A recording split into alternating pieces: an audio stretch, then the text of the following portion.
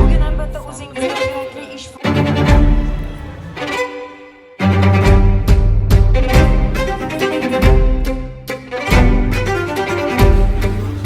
Bizda kasbga yo'naltirish, ularni bilimli qilish.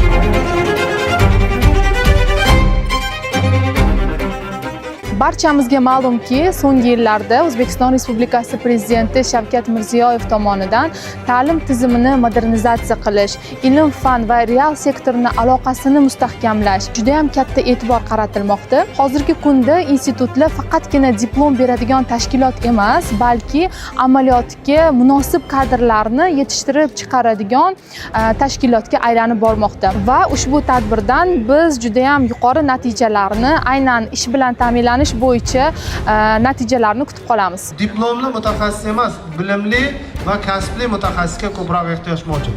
Shahardagi bir qancha tashkilotlar bilan hamkorlik aloqalari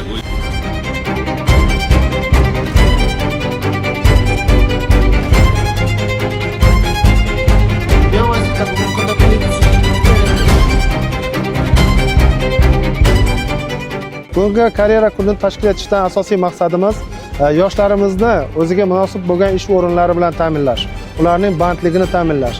Ayniqsa mana ta'lim olayotgan yoshlarimizning kelajakda qanday kasblarni egallashliklari hamda mana shu kasbga bo'lgan talablarni bugundan o'rganib va ular to'g'risidagi bilim va tasavvurga ega bo'lishlari biz uchun muhim ahamiyatga ega.